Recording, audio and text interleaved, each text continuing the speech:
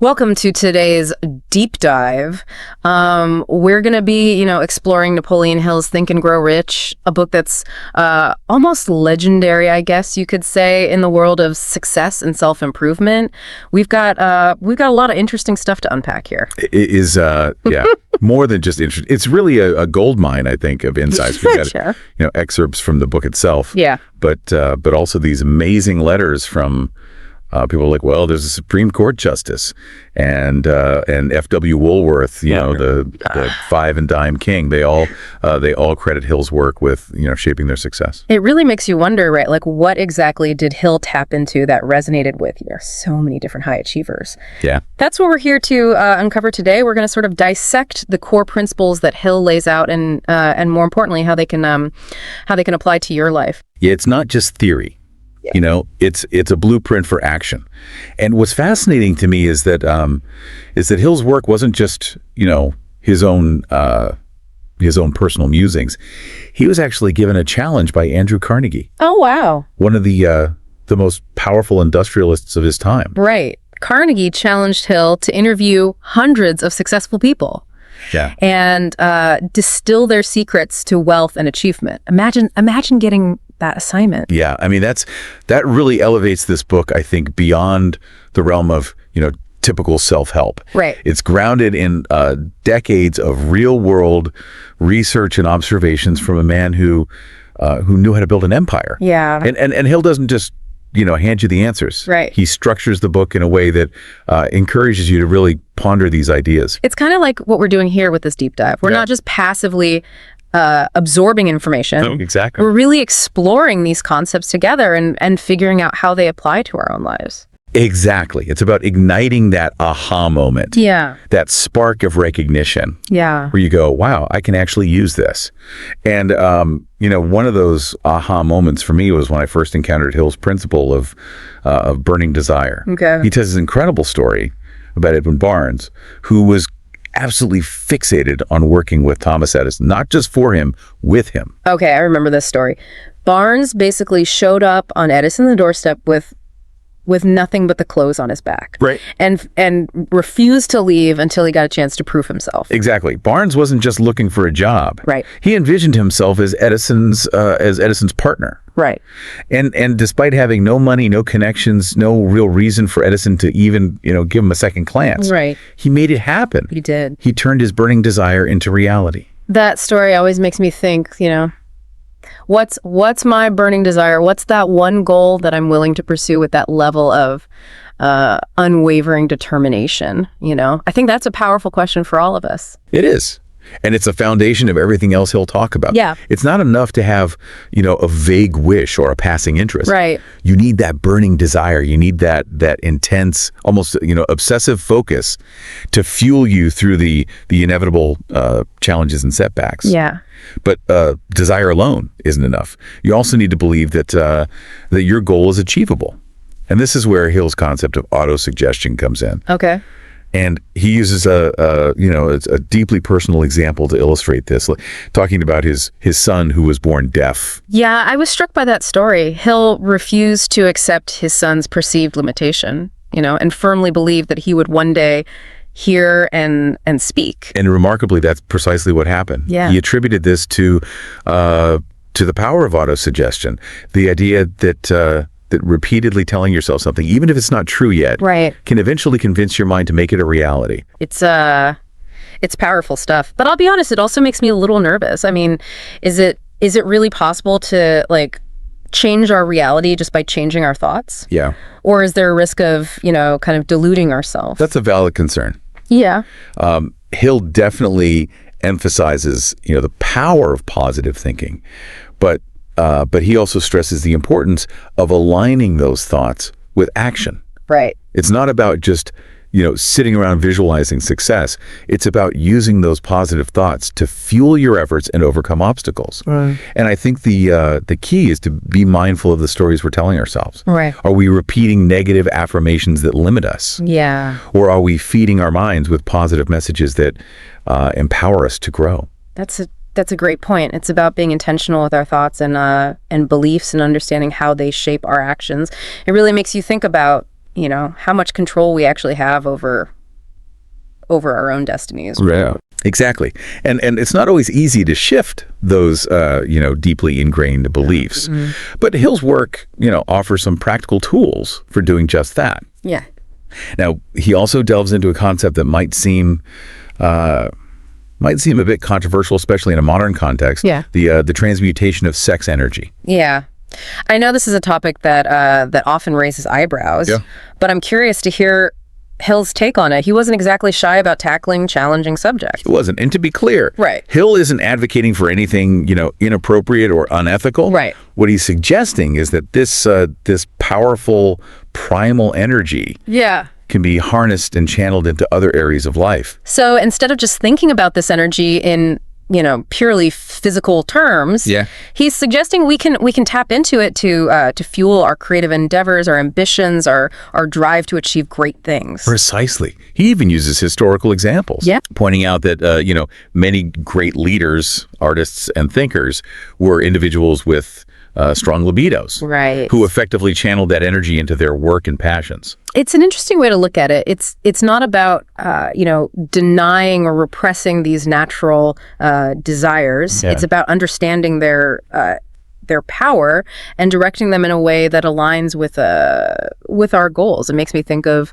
the concept of sublimation in psychology. Yeah. Where we redirect potentially negative impulses into more socially acceptable and productive outlets. That's a great connection, and it highlights how Hill was drawing on a variety of sources and disciplines to develop his philosophy. He wasn't just pulling ideas out of thin air. Right. He was synthesizing knowledge from psychology, philosophy, history, and his own extensive observations of successful people. So we've got burning desire, belief, and this fascinating concept of transmutation. Right. What other mind-blowing ideas did Hill come up with? Well, he believed that incredible things can happen when two or more minds work together in harmony toward a common purpose. Right. He calls this the mastermind principle. I've heard of this. Didn't Hill actually create his own imaginary cabinet, I think he called it, of historical figures he admired, almost like a personal mastermind group? He did. He drew inspiration and guidance from this cabinet. Wow. Almost as if these great minds were advising him from beyond the grave. And he even claimed that Lincoln's ghost appeared to him later, urging him to complete his work on this philosophy. Now, whether you believe in ghosts or not, the point is that Hill understood the power of surrounding yourself with the right people, even if those people are just ideas or inspirations. It makes you think about the people you spend your time with, doesn't it? Are they lifting you up, supporting your dreams, and challenging you to grow, or are they, kind of draining your energy and holding you back? It's a powerful question to consider. Yeah. And even if you can't physically assemble a group of brilliant minds, right, to brainstorm with, you can still cultivate your own mastermind by immersing yourself in the ideas of those you admire. Right. Read their books, study their biographies, and let their wisdom guide you. But as powerful as these principles are, Hill also acknowledges that we face internal obstacles, right, on the path to success. He identifies what he calls the 6 ghosts of fear. Okay. That can paralyze us and prevent us from achieving our goals. Fear is definitely a powerful force. What are these ghosts that Hill warns us about? He lists them as the fears of poverty, criticism, ill health, loss of love, old age, and death. Those are pretty universal fears, right? I know I've definitely I've grappled with a few of those in my own life. I think we all have to some extent. But how does Hill suggest we overcome these fears? They can feel so overwhelming sometimes. He argues that understanding these fears is the first step to conquering them. Okay. We need to bring them out of the shadows and examine them honestly.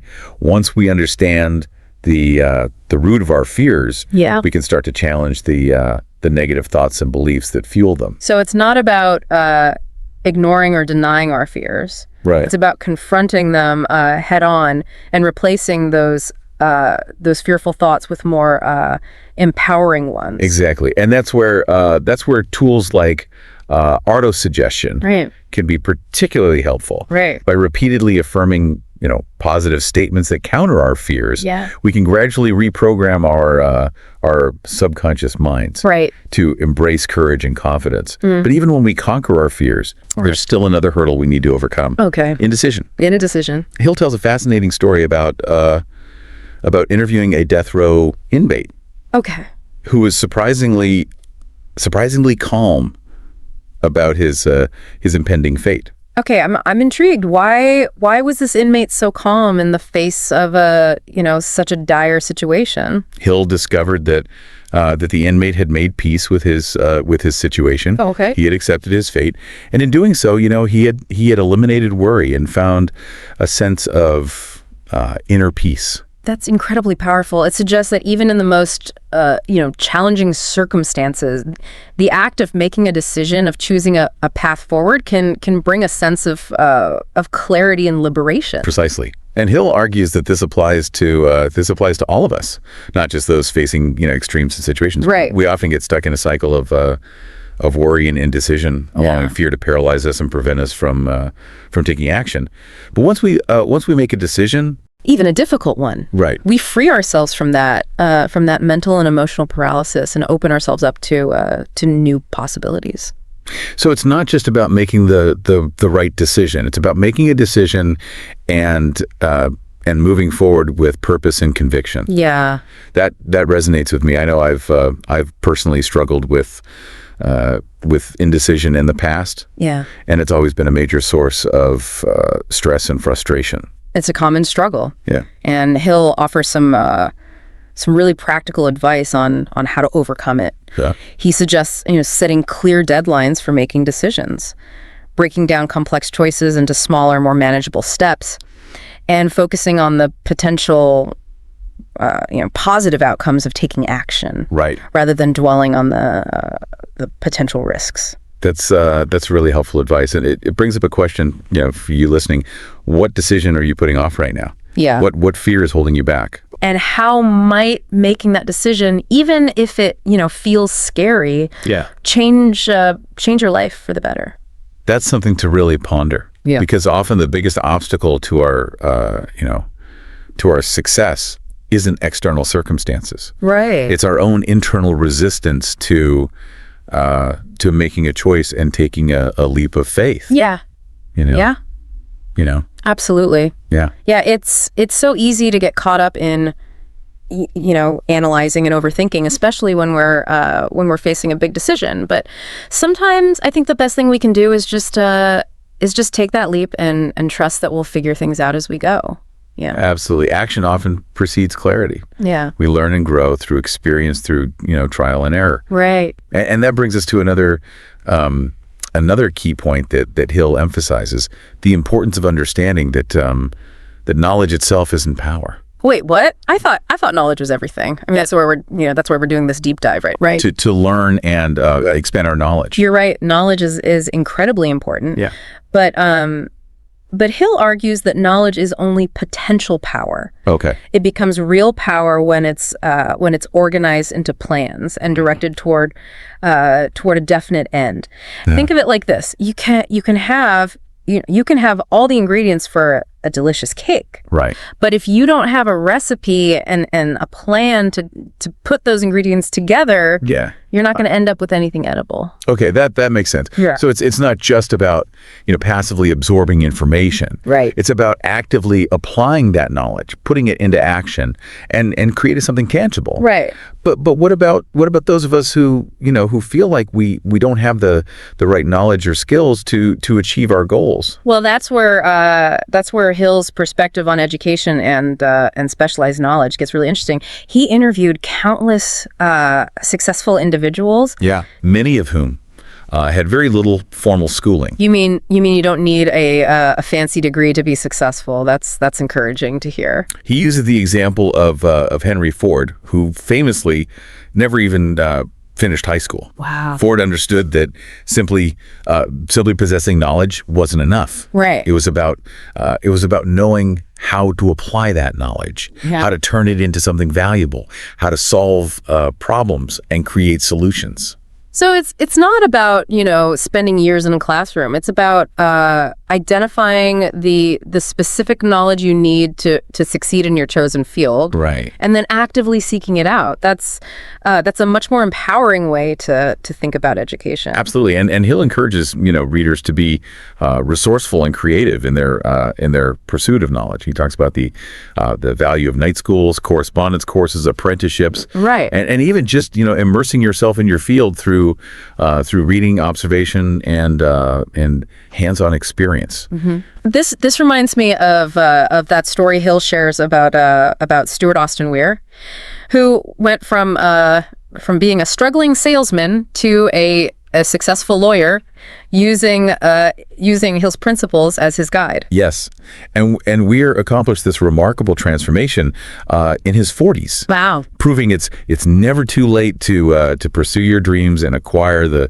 knowledge you need to succeed. Yeah. He strategically chose highly specialized law courses, demonstrating that knowing how to acquire knowledge is just as important as the knowledge itself. It's all about being strategic and focused. But once you have that knowledge, how do you actually turn it into tangible results? Right. Especially when it comes to building a career or business. That's where Hill's advice on marketing yourself and your services becomes invaluable. Okay. He was way ahead of his time in recognizing the importance of personal branding and crafting a compelling narrative around your skills and experience. He even suggests that job seekers create a brief, almost like a lawyer would for a court case, right? Outlining their qualifications and highlighting their unique value proposition. It's about showcasing your expertise, right? But also about demonstrating your passion, your initiative, and your willingness to go the extra mile. He'll provide specific tips on what to include in this brief, like detailing your relevant skills, offering to work on probation to prove your worth, and even researching your potential employer's business to show genuine interest and initiative. I love that. It's not just about saying here's my resume, hire me. It's about saying here's how I can help you achieve your goals. Right. Let's work together. Exactly. And Hill understood that the relationship between employer and employee was evolving. It was no longer just about showing up and doing your job. Right. It was about bringing your unique talents and ideas to the table, contributing to the growth of the company, and sharing in the rewards. He uses a really interesting example to illustrate this point. Right. The once dreaded gas meter reader. Right. Hill describes how gas meter readers used to be seen as an annoyance, almost an intrusion into people's homes. Right. But then something shifted. Yeah. Gas meter readers started approaching their job with a new attitude. Okay. One of service and helpfulness. They were polite, respectful, and genuinely interested in making the experiences as pleasant as possible for the customer. It's such a simple example, but it illustrates, I think, a profound shift in mindset. Yeah. It's about recognizing that we're all in this together. Right. Whether we're running a business, seeking employment, or simply interacting with others in our daily lives. Right. We have the power to choose how we show up and how we contribute to the world around us. That's beautifully put, and Hill believed that this shift in mindset was essential for success in any field. Yeah. But he also understood that even with the best intentions, even with a burning desire, a solid plan, and a willingness to take action, Right. we're all bound to face setbacks along the way. I think that's one of the things I appreciate most about Hill's work. Yeah. He doesn't he doesn't sugarcoat the realities of pursuing success. Right. He acknowledges that failure is inevitable. Right. But he also provides a framework for learning from those experiences and coming back stronger. Absolutely. He dedicates a significant portion of Think and Grow Rich to analyzing the most common causes of failure. Okay. He identifies 30 major reasons why people don't achieve their goals, starting with the one factor we can't control, an unfavorable hereditary background. Okay, so genetics can play a role, but Hill stresses that this is the only cause of failure that can't be overcome through conscious effort and personal development. So Right. so basically, we have the power to change our destiny regardless of our starting point. That's the empowering message at the heart of Hill's philosophy. He provides a comprehensive list of these causes of failure, ranging from lack of a definite purpose and procrastination to overcaution and fear of criticism. And he challenges readers to use this list for self-reflection, Right. asking how many of these causes are holding me back. It's a powerful exercise. It forces us to take ownership of our shortcomings and to identify the areas where we need to improve. And it reminds us that we're all works in progress, Right. constantly evolving and striving to become better versions of ourselves. Exactly. And Hill emphasizes that while knowledge is crucial, Yeah. action is paramount. Okay. He illustrates this concept through a story about an enchanted kettle. An enchanted kettle. That sounds intriguing. Tell me more. The story involves a young drug clerk who buys a mysterious kettle and a secret formula from an old country doctor. Mm-hmm. The clerk uses the formula, adds his own unique ingredient, Right. and soon the kettle becomes a source of immense wealth. Now, you might be thinking, okay, that's a cute story, but what does it have to do with real life? I'll admit I'm a little lost. Help me connect the dots. The point is that the clerk didn't just buy a physical object. Right. He acquired an idea, Right. a concept that he then turned into action. Right.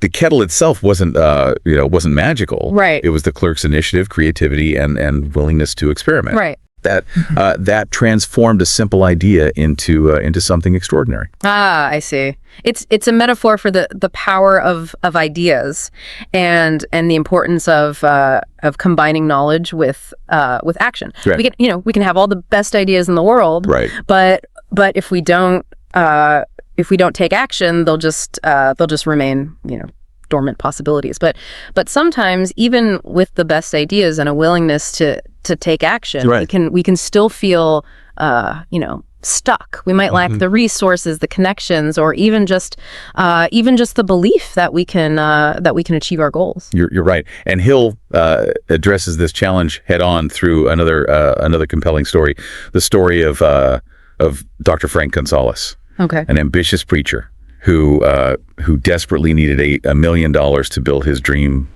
college. $1 million. That's a hefty sum even today. I can only imagine how daunting that must have felt, back then. How did Dr. Gonzalez overcome that obstacle? Well, he struggled initially. Yeah. He tried traditional fundraising methods, Right. but they weren't yielding the results he needed. He was starting to lose hope. Yeah. But he refused to give up on his vision. He knew that $1 million was a lot of money. Right. But he also believed that the only limitations are those we set up in our own minds. So he shifted his mindset. Yep. Instead of focusing on the lack, he chose to focus on the possibility. Exactly. But how did he translate that shift in mindset into tangible results? He decided to preach a sermon titled "What I Would Do If I Had $1 Million." And it's important to note that he'd been mentally preparing this sermon for nearly 2 years. Wow, he was really committed to this vision. Yeah. He wasn't just hoping for a miracle. He was actively preparing for it. Exactly. He poured his heart and soul into crafting that sermon, visualizing himself already in possession of the $1 million and articulating his plan for how he would use that money to build his dream college and make a positive impact on the world. And I'm guessing his sermon wasn't just a dry financial proposal. Yeah. He must have infused it with passion and conviction, right? Absolutely. Yeah. He spoke with such eloquence and sincerity Yeah. that he moved the entire congregation. And here's the incredible part. Okay. During the sermon, a man in the audience was so inspired by Dr. Gonzalez's vision that he offered to provide the entire $1 million. Talk about the power of belief and a definite purpose. It's a reminder that even when things seem impossible, a clear vision combined with unwavering faith and a compelling message can move mountains. It's an incredible story, and it highlights a key principle that Hill emphasizes throughout his work. Yeah. The importance of aligning our thoughts, beliefs, and actions with our goals. All right. Dr. Gonzalez didn't just, wish for $1 million. Okay. He prepared for it, visualized it, and then articulated his vision with such clarity and passion that he attracted the resources he needed to make it a reality. It's a powerful lesson for all of us, but I think it's also important to acknowledge that not everyone has the same opportunities or resources. Right. Dr. Gonzalez, had a platform, a congregation, a way to share his vision with a large audience. Right. Not everyone, has that kind of access or influence. You're right. And Hill was writing in a different time, a time when access to information and opportunities was much more limited. Right. But I think the core principles he lays out are still relevant today. Yeah. It's about identifying your unique strengths. Yeah. Cultivating a growth mindset, Right. and finding creative ways to connect with the resources and people who can help you achieve your goals. So it's about adapting those principles to our current circumstances, Right. and finding ways to leverage the tools and technologies that are available to us today. Exactly, and I think that's one of the things that makes Think and Grow Rich such a timeless classic.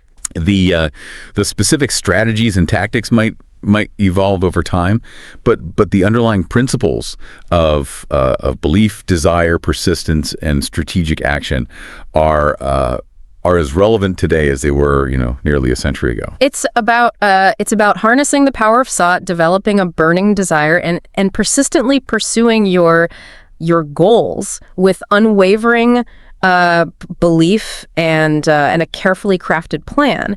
And as we've seen, through the stories we've discussed, it's not just about achieving financial success. Right. It's about living a life of a purpose and meaning, making a positive impact on the world, and becoming the best versions of ourselves. Yeah. But I'm curious, how does Hill suggest we navigate the complexities of collaboration and leadership? Yeah. It's one thing to have a vision. But it's another thing entirely to inspire others to follow that vision and work together to achieve a common goal.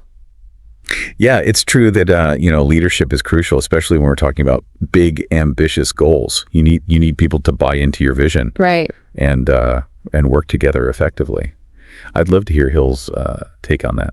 Well, he actually uses a fascinating historical analogy to illustrate this point. He takes us back to the American Revolution, Okay. highlighting figures like John Hancock, Samuel Adams, and Richard Henry Lee. Think about it; these were the guys working behind the scenes, strategizing, building a movement for independence. Yeah, they weren't just reacting to events; they were proactively shaping them. But what does that have to do with leadership and collaboration today? Hill draws a parallel between their actions and the formation of a mastermind group. Remember how we talked about the power of bringing together different minds, to work towards a shared goal. Right. Well, the committee of correspondence that these revolutionary figures formed was essentially an early version of that. So they understood that, taking on a massive challenge like overthrowing a government required a collective effort, a pooling of knowledge and resources from a diverse group of individuals. Exactly. They recognized their own limitations, Right. and actively sought out others who could contribute their unique skills and perspectives. It's a powerful reminder that we don't have to have all the answers ourselves. Yeah. True leadership often involves recognizing our own weaknesses and seeking out collaborators who can fill those gaps. It's about building a team where the whole is greater than the sum of its parts. But But having a team is one thing. Inspiring them to take action is another. Right. How do you go from, brainstorming to actually making things happen? Well, that's where Hill's concept of synthetic imagination comes in. Yeah. He argues that we can use our imagination not only to create new ideas, Right. but also to combine existing ideas in new and innovative ways. Well, synthetic imagination. Can you break that down a little further for me? I don't think I'm following. Think about it this way. Look at the smartphone. Okay. It merged the functions of a phone, a camera, and a computer, into one device. Right. That's synthetic imagination in action. Okay. It's about seeing the potential connections between seemingly disparate things, Right. and then using our creativity to synthesize something entirely new. I see. It's about taking existing building blocks Right. and rearranging them in a way that creates something groundbreaking. So Yeah. it's not necessarily about coming up with completely original ideas out of thin air. It's more about taking what already exists and finding innovative ways to combine and apply it. Exactly. And Hill uses the example of Henry Ford, Okay. who envisioned a horseless carriage Right. long before the technology existed to build one. Right. Ford's imagination allowed him to see a future Yeah. that others couldn't even conceive of. Right. And that vision drove him to find solutions and make his dream a reality. Okay, so imagination is key. Right. But how do we cultivate that kind of visionary thinking? It's easy to get stuck in the day-to-day and lose sight of the bigger picture. Hill argues that it's about actively engaging our imagination. Instead of passively consuming information, Right. we need to actively ask questions, challenge assumptions, and explore new possibilities. He even suggests engaging in activities that stimulate our creativity. Things like listening to music, spending time in nature, Right. or even just daydreaming. So it's about giving ourselves permission to think outside the box and to envision a future that's that's different from the present. Right. But I'm also curious about the role of intuition in all of this. Those gut feelings that sometimes guide us in unexpected directions. Yeah. How does Hill address that? That's where his exploration of the sixth sense comes in, what we might call intuition, or even a higher form of intelligence. He goes beyond the rational mind. Okay. And argues that we all have access to a deeper level of knowing. Okay, this is where things get really interesting for me. I've always fascinated by the idea of intuition. Yeah. But I've also struggled to understand how it works. Does Hill offer any insights into that?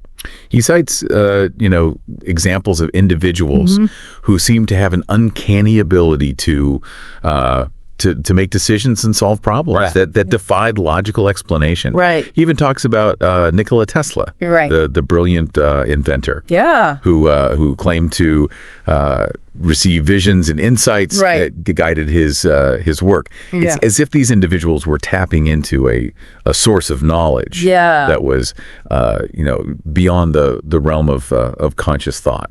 So it's not just about logic and analysis. It's about trusting that inner voice, that gut feeling that often leads us to unexpected breakthroughs. But how do we develop that sense of intuition? Is it something we're born with, or can we cultivate it?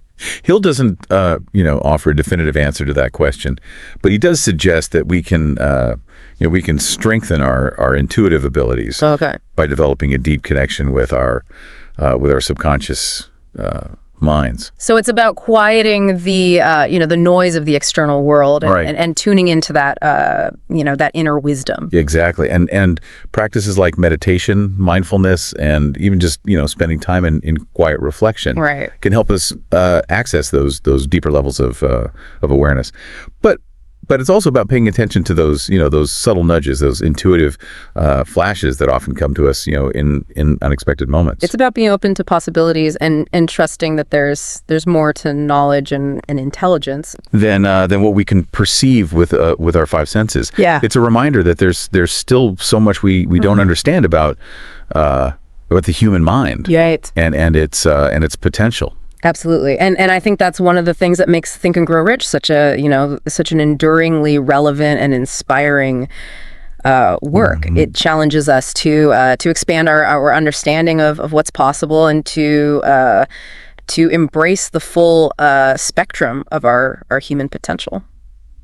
So as we wrap up this deep dive, it's clear that this book is far more than just a guide to financial success. Right. Yeah. It's a roadmap for personal growth, a blueprint for unlocking our hidden potential, and a reminder that we have the power to shape our own destinies. Hill's message is timeless and universal. Yeah. It's about harnessing the power of thought, cultivating a burning desire, and persistently pursuing our dreams with an unwavering belief and a carefully crafted plan. It's about embracing, failure as a learning opportunity, building a supportive mastermind group, and tapping into the power of our imagination and intuition. Right. It's about becoming the best versions of ourselves and making a positive impact on the world.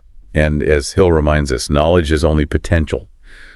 Power becomes real power when we put it into action. So what will you do with the knowledge and insights you've gained from this deep dive? What one idea will you commit to putting into action today? What dream will you pursue with renewed passion and purpose? The choice is yours. Remember, the power to create the life you desire lies within you.